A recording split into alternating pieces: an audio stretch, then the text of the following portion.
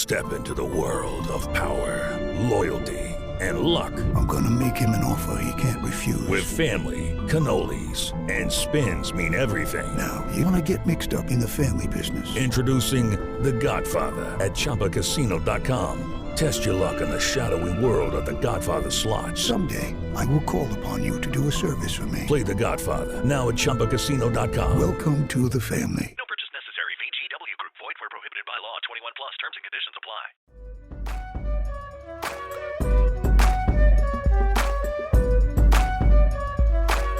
Wednesday, June 11th, 2025. You are listening to the Daly Dose Sports Podcast, and I am your host, Clint Daly, coming to you from the Mile High City here in Denver, Colorado. And we are back for another week of talking sports with a dose of common sense. Hey, happy Wednesday to you.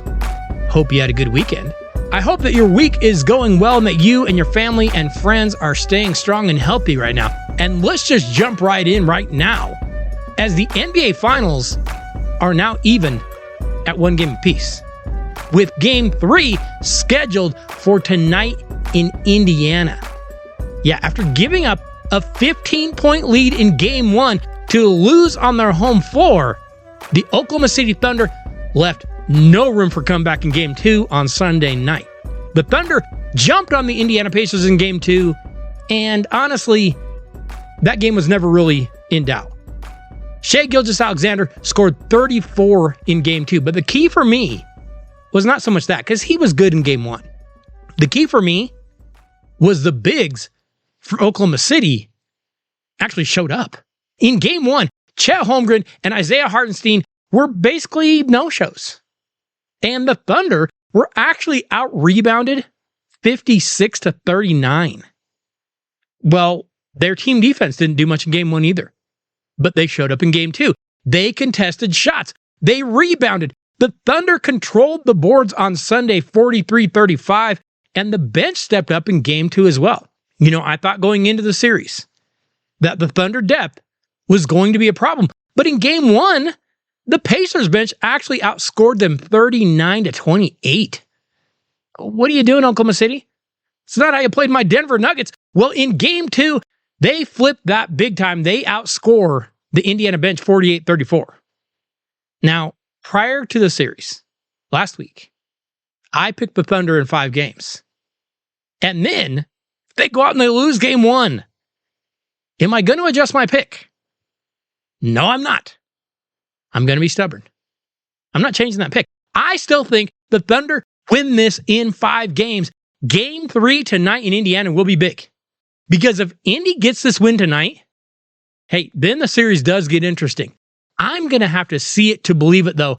I'm sticking Thunder in 5. Hey, remember, you should be stopping by DailyDoseSports.com every week to check out what new things we have going on over there. We have links to podcasts, we have links to videos, and we have links to Daly Dose articles.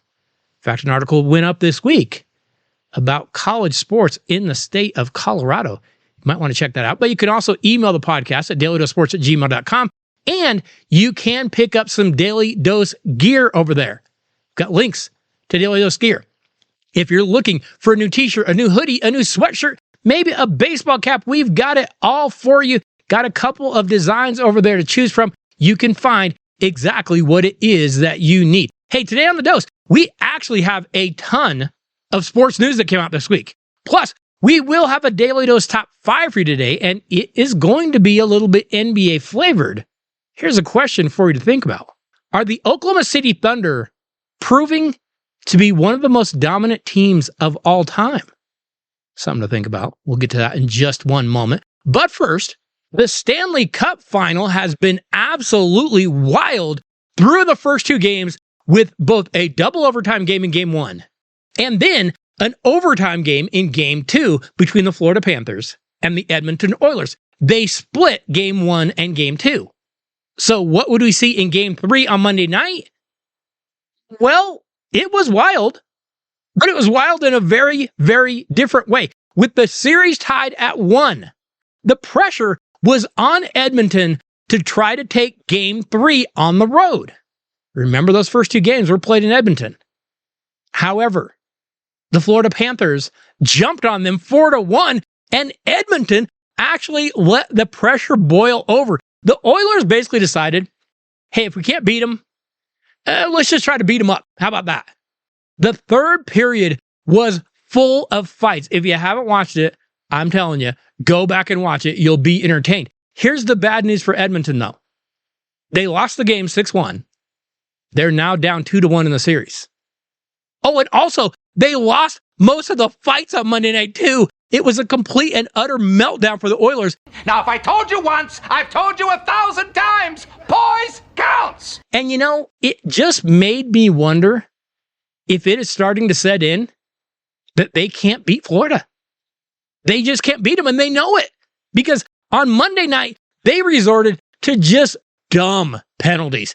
Whacking guys with a stick, just slashing guys across the back of the leg. The ref sees it. You're going to the box. You're getting ejected. They just got stupid on Monday night. And they still can't beat Florida. Florida just gets to every loose puck. They pinch your scorers. They smother you. And then they themselves generate scoring opportunities. Watching that game on Monday, no, the Edmonton Oilers, they're in big trouble. This isn't over. It's not quite over. But it sure looked like Edmonton was feeling the pressure on Monday night. And something to keep in mind, that Edmonton roster, the way it's built, yeah, this could be kind of a do or die situation for them.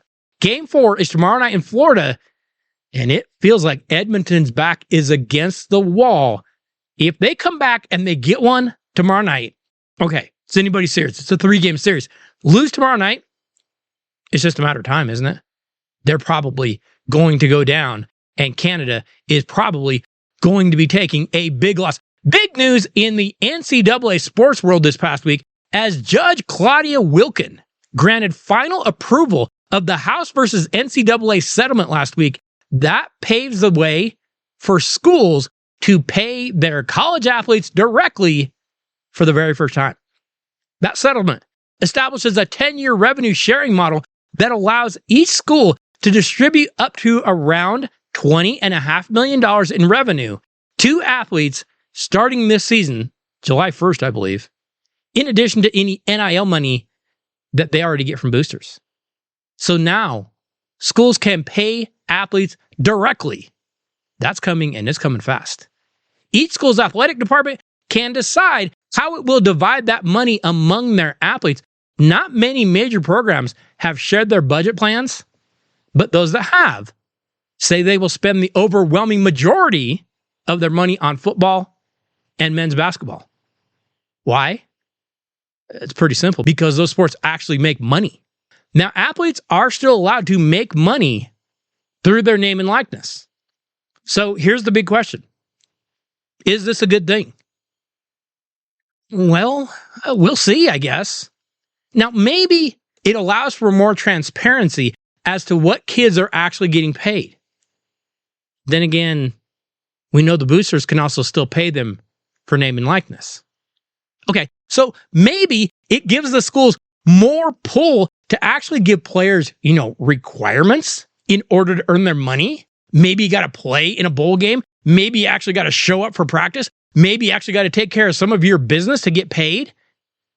But again, they get that booster money. And they could just go to another school. They can transfer whenever they want. So it doesn't really matter. So again, is this a good thing? I'm going to hope it is. But my brain tells me it won't be. In fact, what my brain tells me is that this is going to crush the mid-majors. It's going to crush women's sports. And it's going to crush those non-premier sports that aren't football and men's basketball. That's what my brain tells me. I know the powers that be are going to tell me I'm way off on that, but that's what my brain tells me. All those other sports, remember how your kid was getting a scholarship to play lacrosse? Yeah, that's gone. They're just going to eliminate those sports. Oh, they'll keep like women's basketball, maybe softball. That's going to be it. They're going to get rid of those sports. I hope I'm wrong. But Man, I'm tired of being right. Staying in college sports, for years, NCAA tournament expansion has felt like it was off in the distance somewhere. Yes, it's coming. We're not sure when, but it will be coming eventually. Well, when could already be this next year? NCAA President Charlie Baker says that would be the goal, to try and do this for next year. We've been talking about 72 and 76 teams in the NCAA tournament. It would obviously be one or the other. It won't be any more than that. Okay, but adding 4 or 8 more teams would likely mean more, play-in style games? You know those play-in games we love so much that happen on Tuesday night when no one's paying attention? So the first 4 might end up becoming the first 8 or the first 12. Not in the distant future, by next March. Again, not sure that's a good thing. But look, I know the popular take in the sports media world is that this is bad and this is dumb. And I won't lie. I think this is bad and I think this is dumb. Having said that, I think the tournament was perfect at 64. We didn't need to change anything already. Then again, I do love me some March Madness. So is more March Madness inherently a bad thing? Probably not. Sure, we're probably going to see some more bad games early. Then again, there's nothing we can do about it. So instead of the 69th and 70th team complaining, we're going to now get either the 73rd or the 77th or whatever team complaining. Either way, someone's going to be whining that they didn't get in. So I guess we might as well embrace it. Because like it or not, I think it's happening. Jumping over to the NBA Commissioner Adam Silver says he is taking a more successful league's idea for their All-Star events in an attempt to try to rehabilitate the NBA's struggling All-Star weekend. Silver confirmed last week during an appearance on FS1 that the 2026 NBA All-Star Game could be adopting a USA versus World format going forward. He says they're taking inspiration from the NHL's Four Nations Face-Off. Here's what that alien had to say. What better time to feature some form of USA against the world? I'm not exactly sure what the format will be yet. I paid a lot of attention to what the NHL did, and that was a huge success. Now, the NBA has pivoted several times from the traditional East versus West, but then we've just seen NBA players not really trying. They tried a tournament-style All-Star game, but no one's watching. No one cares. And honestly, player empowerment has dulled the All-Star game completely. Players don't care about playing. They care about their personal brand. They don't care to compete. And Silver is trying to revive All-Star Weekend because we saw the NHL had that Four Nations face-off and it pulled massive TV ratings. In fact, with ESPN's broadcast pulling 9.3 million viewers on those games, that's the most watched non-Olympic hockey game ever. In Canada, 16 million were watching. Meanwhile, the NBA's All-Star Weekend drew 4.7 million viewers. I mean, that's awful. Here's the problem for this scenario. Here's the problem for Adam Silver. Yes, the best world players might literally be better than the USA's players right now. The problem will be the depth of that world team. Here's the other problem. A world team doesn't exactly spark any hometown patriotism. I mean, playing for the world team will not be the same for someone like Nikola Jokic as playing for his home country of Serbia. So why would he care? Here's the bottom line. And the NBA doesn't want to hear this, but it's absolutely true. Like most of what the NBA is currently doing, I just don't think this works. NBA players hate playing basketball. I don't know why, but you can't fix that with gimmicks. You can't make them care. And right now, they don't care. They could care less. They don't want to play on a regular season night. They're trying to sit out. You think they're going to go play in an all-star game just for fun? You must be kidding me. That isn't how this works. Speaking of league changes, Major League Baseball Commissioner Rob Manfred says he is ready to officially propose introducing automated balls and strikes to on-field competition in regular season games starting next year. That's what he said last week. He says that the league wants the system to start next year after a trial run during spring training this past year. And as we've seen, Manfred has actually pushed some things through. I mean, he upped pace of play. He got that pitch clock installed. Game times have dropped. He even did the extra innings ghost runner stuff, which is still a little weird to me, but it's shortened games and it's actually been a little bit successful. So the challenge system for balls and strikes, it might be an improvement. I'm not sure.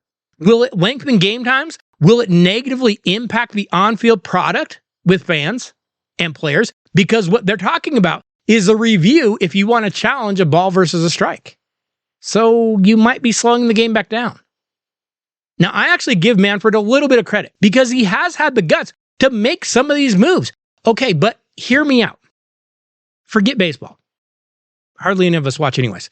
Is there any way we could get Adam Silver to go get ABS officials for the NBA? Could we get automated officials for the NBA? Because I'm telling you, missed balls and strikes have nothing on the garbage that goes on in the NBA officiating. Missed fouls, phantom fouls, player favoritism, no traveling, review everything no matter how tedious and stupid it might be, blatant, dirty scheduling for refs that have known biases. The NBA needs some robot officials more than Major League Baseball, and they need them ASAP. This can't happen soon enough.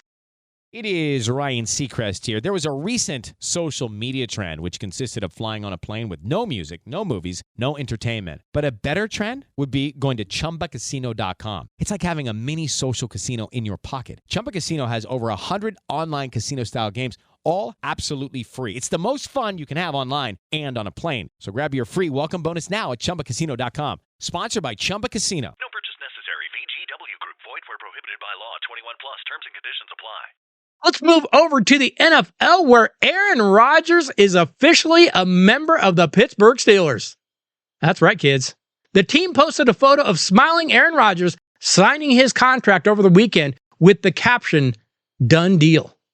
The veteran quarterback signed a one-year, $13.65 million deal after passing a physical at the team facility last Saturday. And the deal includes $10 million guaranteed and can be worth up to $19.5 million with incentives. The team also announced that Rodgers will be wearing number 8 in Pittsburgh. He wore that number in New York after wearing number 12 in Green Bay. You'll remember Steelers great Terry Bradshaw wore number 12, and it's not officially retired, but the team kind of frowns on giving out that number. But after missing nearly his entire first season with the Jets because of that blown Achilles, Rodgers started every game last year for New York. But his overall performance, well, it wasn't always great. Pretty inconsistent. Yes, he passed for nearly 4,000 yards. He had 28 touchdowns. That is actually third on the Jets single-season record list. But he also had 11 interceptions. He finished with a 48.1 quarterback rating, which ranked him 25 out of 32 NFL quarterbacks. Now, the offensive line in Pittsburgh is going to be very similar to what he had with the Jets. The Steelers will not actually have as many offensive weapons for Rodgers as the Jets did. Rodgers will get a far better system. He'll get a way better coaching staff. He'll even get a way better defense with the Steelers. Here's the downside. Rodgers doesn't move like he used to. And not only will he now be in a division with Lamar Jackson and Joe Burrow, and Cleveland, I think, still has a team, but he'll also be in a division with some pretty stout defenses. Now, over the last decade or so, the Pittsburgh Steelers hover right around 500 every single year. They always break just above it rather than below it. Then they barely make the playoffs. Then they get sent home. Then they get a bad draft pick because they actually did a little too well to get a good draft pick. But now, with Rodgers in the lineup, now, with the best quarterback they've had since Big Ben, I mean, if I had to guess, they're probably going to hover right around the 500 mark, and then they'll break above it, and then they'll barely make the playoffs, and then they'll get sent home. Okay, so really nothing's going to change all that much. I know we keep thinking that Aaron Rodgers is going to be who he was back in 2011, but he hasn't been that guy in like over a decade. So every time a team goes out and gets him, they have the same expectations. And Pittsburgh seems to have those same expectations right now. Well, did it work for those people? No, it never does. I mean, these people somehow delude themselves into thinking it might, but... but it might work for us. Staying in the NFL, Indianapolis Colts quarterback Anthony Richardson, in the midst of a quarterback battle with veteran Daniel Jones, seems to have aggravated his right shoulder that he had injured back in 2023, and they are sidelining him for an undetermined length of time.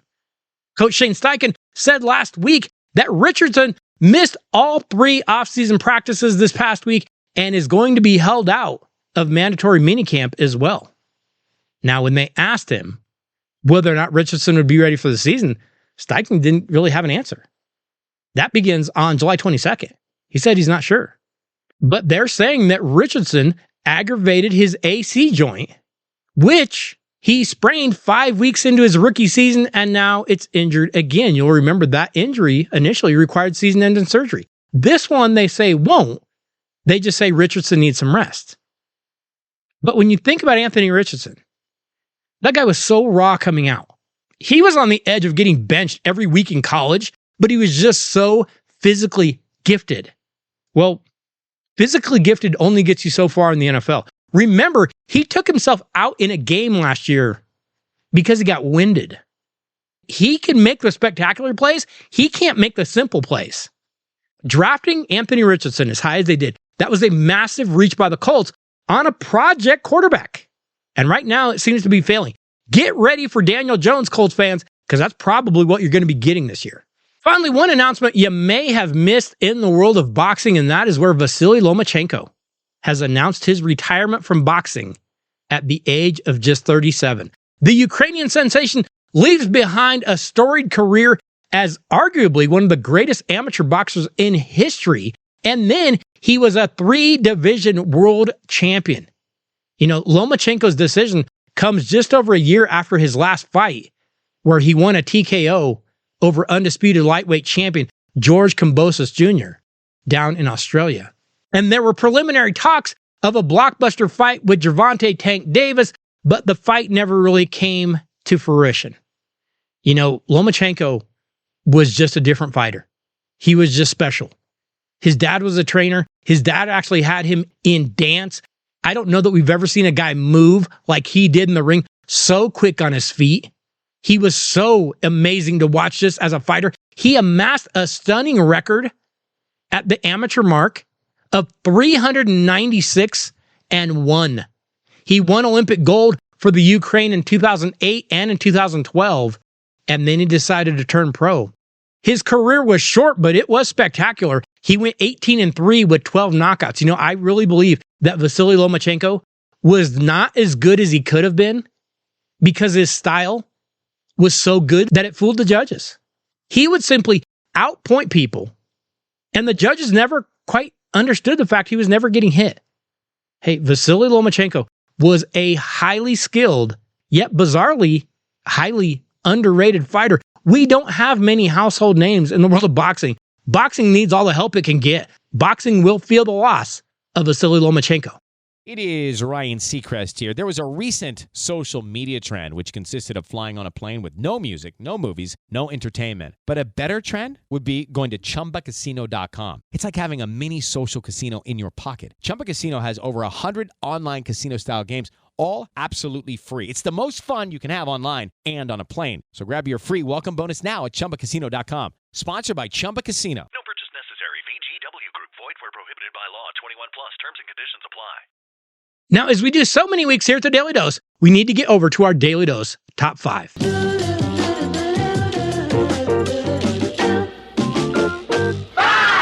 You know, we talked about it a little bit earlier, but the Oklahoma City Thunder have been dominant all season. In fact, the Thunder set the best plus-minus record in a single season this year at a plus 1,055 points. That is 48 more points than the previous record holder, the 72 Los Angeles Lakers, one of the greatest teams in history. For the regular season, the Oklahoma City Thunder held an .829 winning percentage. When we add in the postseason, they currently have an .810 winning percentage. Hey, that's pretty impressive. 810? 81%? That's pretty amazing. But how does it rate all time? Today, our Daily Dose Top 5 is counting down the top 5 NBA teams that had the best total winning percentage combining the regular season and the postseason. Let's see how OKC stacks up all time. Remember, they are at 8-10. We start off at number 5. And we go back to the year 1986, where we saw one of the best teams in NBA history. Because the 85-86 Boston Celtics had an insane 40-1 record at home during the regular season. Their only home loss of that regular season came in December to Portland. Larry Bird won his third straight MVP this year, and the Celtics would beat teams by an average of 9.4 points per game. But the Celtics had Bird. They had Kevin McHale. They had Dennis Johnson. They had Robert Parrish. They went 67-15 in the regular season, and when the NBA playoffs came around, they were a perfect 10-0 at home. They would eventually beat Houston 4-2 in the finals to finish off a legendary season. They went 15-3 in the postseason total, bringing their winning percentage in for the year at 817. Yeah, that's actually just a shade ahead of what the Thunder have right now. The Boston Celtics won the title in 86, and they come in today at number 5. Okay, we move on to number 4, where we actually have a 3-way tie with an 841 winning percentage. Over 84%? That's insane. First up, we have the 66-67 Philadelphia 76ers, who are the squad that is actually the oldest on this list today. But Wilt Chamberlain, Hal Greer, Chet Walker, Billy Cunningham, they rolled through the regular season with a 68-13 record. The Sixers only lost 2 games at home all year. Wilt Chamberlain was a force. He averaged 24 points and 24 rebounds per game. The squad had a 46-4 record to start the season. And to this day, that is the best 50-game start ever. The 76ers reached the postseason. They beat Cincinnati 3-1, Boston 4-1, and the Warriors 4-2. Their 841 winning percentage has them in a 3-way tie, and they come in today at number 4. Next up at number 3, we have another team that finished with an 841 winning percentage. The 96-97 Chicago Bulls make our list, and again, they were dominant. These Bulls had Michael Jordan, Scottie Pippen, Dennis Rodman, and Tony Kukoc. They went 39-2 at home during the regular season. They beat teams all year by an average of nearly 11 points per game. You'll remember, this was peak Jordan.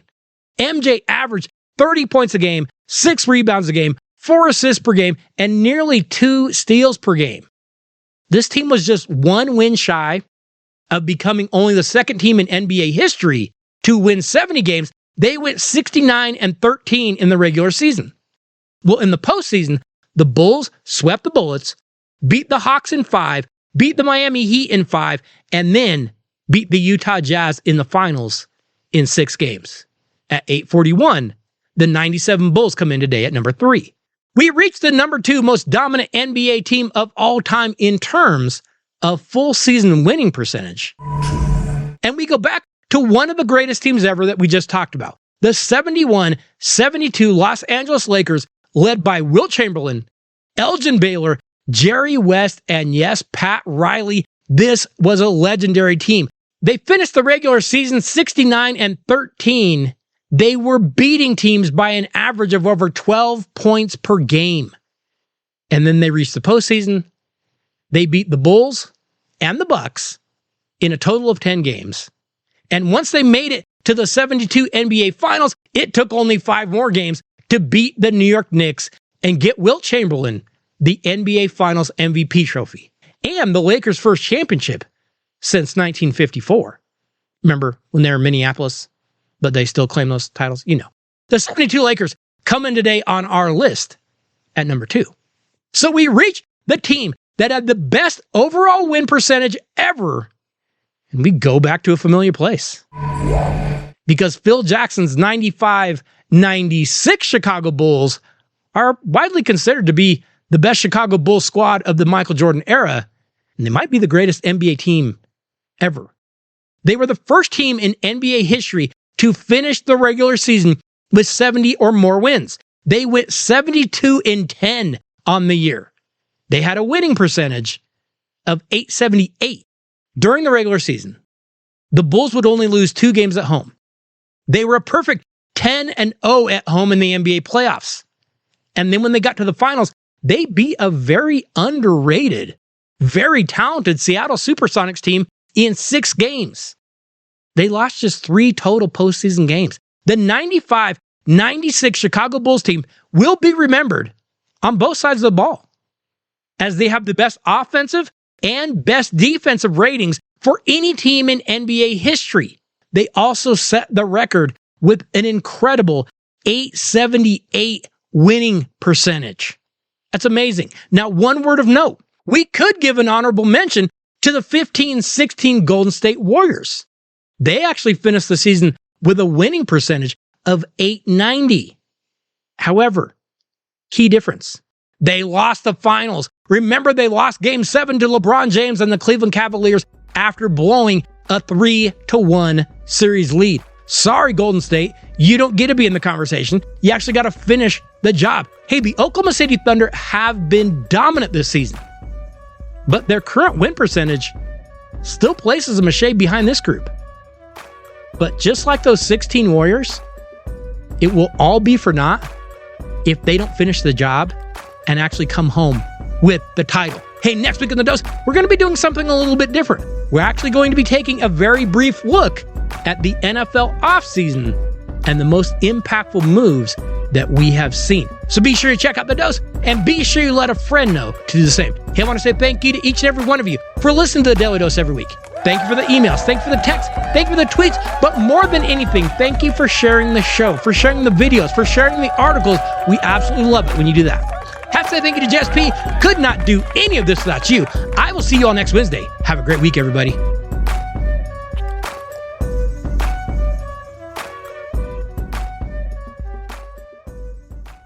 Now, if I told you once, I've told you 1,000 times. Poise counts. Ryan Seacrest here. When you have a busy schedule, it's important to maximize your downtime. One of the best ways to do that is by going to ChumbaCasino.com. Chumba Casino has all your favorite social casino games like spin slots, bingo, and solitaire that you can play for free for a chance to redeem some serious prizes.